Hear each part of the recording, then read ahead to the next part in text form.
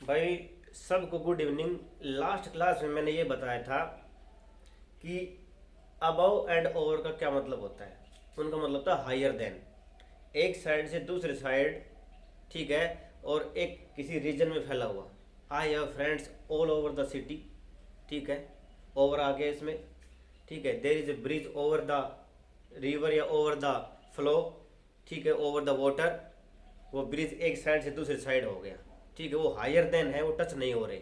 लेकिन एक एग्जांपल मैं ये बताऊं कि आई ले कंबल ओवर हिज बॉडी या I put A sheet on his body, तो ये थोड़ा टच भी कर रहा है, ठीक है। ये टच कर रहा है उसके, इसमें ओवर आएगा, ठीक है। इसमें अबव नहीं आएगा, अबव हिज बॉडी नहीं आएगा, ओवर हिज बॉडी आएगा। तो अबव एंड ओवर का मैंने बताया तो हायर देन होता है। अबव लेवल के हिसाब से होता है, ठीक है। जो मार्क्स आते हैं, रैंक आता है, उसमें भी अबव होता है, ठीक है। लेकिन आज मैं बता रहा हूं आपको अंडर, बिलो और बीनीथ। अंडर, बिलो और बीनीथ, ठीक है। बिलो और अंडर दोनों यूज होंगे लोअर देन, ठीक है। अबव, अबव एंड ओवर वो किसके लिए यूज बताया था मैंने अभी, हायर देन। लेकिन बिलो एंड अंडर किसके लिए यूज होंगे, लोअर देन, ठीक है। अंडर है वो कॉन्टैक्ट में भी आता है, ठीक है। जैसे ओवर कॉन्टैक्ट में आता है, कॉन्टैक्ट किसी चीज, एक ऑब्जेक्ट का कॉन्टैक्ट होना दूसरे ऑब्जेक्ट से। और अंडर कॉन्टैक्ट में आता है। देखो, she kept money under the carpet, ठीक है। She kept money under the carpet, तो कारपेट और मनी का कॉन्टैक्ट हो रहा है, तो अंडर द कारपेट आएगा, बिलो द कारपेट नहीं आएगा। She kept money under the bed लिख देंगे, बेड, तो इसमें कॉन्टैक्ट नहीं आएगा, बेड के नीचे कहीं भी रख सकती है, ठीक है। तो ये लोअर देन हो गया, ये लोअर देन की सेंस हो गई, ठीक है। एक कैट, एक कैट अंडर द टेबल, ठीक है। एक कैट अंडर द टेबल, तो यहाँ पे एक कैट है वो बैठी हुई है, अंडर द टेबल है, जहाँ पे अंडर यहाँ पे आया हुआ है, इसमें कोई उसका कॉन्टैक्ट नहीं हो रहा, ठीक है। इसमें कॉन्टैक्ट नहीं हो रहा, कॉन्टैक्ट नहीं हो रहा है तो भी अंडर आएगा, और कॉन्टैक्ट हो रहा है तो भी अंडर आता है, जैसे वो मनी वाला कारपेट वाला बताया था, ठीक है। और बाकी नहीं हो रहा है तो लोअर देन के लिए आता है अंडर। अब बिलो के बारे में देखो, बिलो है space between the two objects. अगर दो ऑब्जेक्ट के बीच में स्पेस है, कोई भी दो चीजें हैं उनके बीच में स्पेस है, तो उनके लिए बिलो का यूज करेंगे। They they live below us. They live below us का मतलब वो ऊपर वाले माले पे रहता है, ऊपर वाली बिल्डिंग, एक बिल्डिंग ऊपर वाली मंजिल पे रहता है, ठीक है। तो दे लिव बिलो अस, वो हमसे नीचे रहते हैं, वो नीचे वाले माले पे रहते हैं, ठीक है। ये दोनों के बीच में गैप हो गया। वी लिव अबव देम, हम उनसे ऊपर रहते हैं, ठीक है। ये कॉन्टैक्ट वाली बात नहीं है, अबव कॉन्टैक्ट के लिए नहीं आता, ठीक है। लेवल में हायर देन, ठीक है। बिलो है ये लोअर देन, और अबव हायर देन, ठीक है। आगे है अंडर। अंडर जूनियर इन रैंक्स। भाई अंडर आता है वो जो रैंक में जब जूनियर होता है उसके लिए हम अंडर का यूज करते हैं, ठीक है। जूनियर सीनियर जो भी है, junior in ranks, he works under मी। तो ये हम एग्जांपल देखें, ही वर्क्स अंडर मी, वह मेरे नीचे काम करता है, इसका मतलब उसका रैंक नीचे है, उसका रैंक नीचे है। तो ये आपको एग्जांपल समझ में आएंगे। अब विनित को बताता हूं मैं आपको, विनित के लिए क्या यूज करेंगे। विनित का मतलब अंडर के बराबर ही होता है। विनित और अंडर एक जैसे ही होते हैं, लेकिन विनित का जो यूज किया जाता है वो अब्स्ट्रैक्ट नाउन के लिए, मतलब अब्स्ट्रैक्ट मीनिंग होता है इसका, ठीक है। कंक्रीट मीनिंग नहीं होता। कंक्रीट मीनिंग वो होता है कि जो ऑब्जेक्ट वाला होता है, अब्स्ट्रैक्ट वो होता है जो भावना में फीलिंग वाला होता है। इसका एग्जाम्पल देखेंगे आपको सब समझ में आ जाएगा, कोई दिक्कत नहीं है। He would think it beneath him, वह इसको सोचेगा कि यह उसके नीचे होगा, बिनीथ हिम, उसके लेवल के नीचे होगा, उसके थिंकिंग के नीचे होगा। दूसरा एग्जाम्पल लेते हैं, my thoughts are not beneath his, तो मेरे थॉट्स उसके थॉट से नीचे नहीं है, ठीक है। तो बिनीथ हिज, इसका मतलब ये पॉजेसिव आ गए यहाँ पे, तो यहाँ पे बिनीथ, यहाँ पे बिनीथ ऐसे यूज होगा, ठीक है। ये अब्स्ट्रैक्ट मीनिंग के लिए यूज होता है। आगे देखते हैं हम टाइम और डेट का, जो जितने भी एग्जाम्पल है वो मैं आपको अभी क्लियर कर देता हूँ। देखो भाई, टाइम और डेट के लिए कैसे यूज करेंगे। टाइम और डेट के लिए एट कैसे यूज होगा, देखो एट नून होता है, एट डान होता है। डान क्या आता है, सुबह का, जो पो फटती है सुबह सुबह, सूर्य निकलने से पहले का टाइम डान होता है। एट मिड नाइट होता है, एट मिड डे होता है, ठीक है। एट 16 होता है, अगर किसी एज की बात करें 16 17 18 जो भी एज है तो यहाँ पे वो एज लिख देंगे। तो इसका मतलब एट 16 का मतलब होता है 16 साल की उम्र का समय। एट नाइट होता है, एट 6 होता है, एट 7:30 होता है। एट 6 का मतलब भी क्या होता है, एट 6 का मतलब टाइम के कॉन्टेक्स्ट में इसको यूज करें तो एट 6 मतलब 6 बजे, और 7:30 लिखा हुआ है तो वो तो 7:30 बजे है ही। इन और ऑन कैसे कैसे यूज होते हैं, देखो इन और ऑन टाइम के लिए कैसे यूज होंगे। इन द मॉर्निंग होता है, इन द आफ्टरनून होता है, इन इवनिंग होता है, नाइट होता है, एंड सर्टेन डेट, कोई डेट दे दी जाए उसमें भी क्या, ऑन सर्टेन डेट, ऑन आएगा यहाँ पे, ठीक है।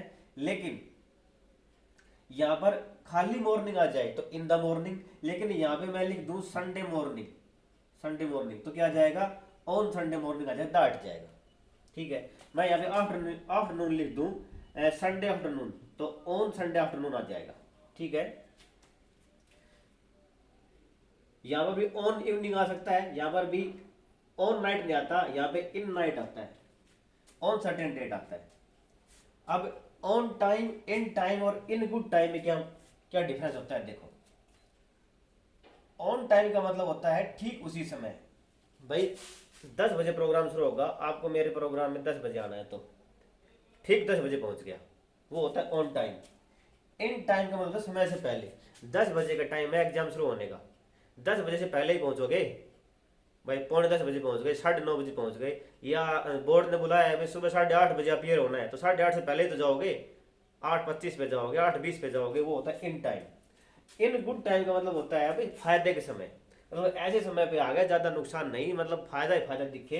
फायदा का मतलब होता है कि इन मार्जिनल टाइम, मार्जिन मिले, जैसे आई arrived at the theatre in good time, मैं थिएटर पे गुड टाइम पे आया, इसका मतलब वहां पे भीड़ भी नहीं थी और मूवी भी शुरू नहीं हुई थी, तो ये होता है इन गुड टाइम होता है। तो ये ऐसे यूज किए जाएंगे। बाई का बिफोर का देखो कैसे टाइम करेंगे, कैसे इसका यूज करेंगे। बाई और बिफोर का क्या मतलब होता है आपको पता है, बाई बाई का मैंने एक यूज बताया था, बाई का मैंने एक यूज बताया था कि भाई I go by train, I travel by train या बाई कार बाई बस जो भी है, ठीक है, वो ट्रैवलिंग के लिए है, डिस्टेंस के लिए। लेकिन यहाँ पे क्या है, यहाँ पे टाइम के लिए क्या यूज करेंगे, देखो टाइम और डेट के लिए यूज करेंगे। नॉट लेटर देन, मतलब लेट नहीं होता, वो जो टाइम वो डेट दी गई टाइम दिया गया उससे लेट नहीं होना। तो इसका एग्जांपल देखेंगे, प्लीज बी एट होम, कृपया घर पे पहुंच जाइए या कृपया घर पे मिलिए बाई 8 PM, 8 बजे तक, तो 8 बजे ज़्यादा आपको लेट नहीं होना, ठीक है।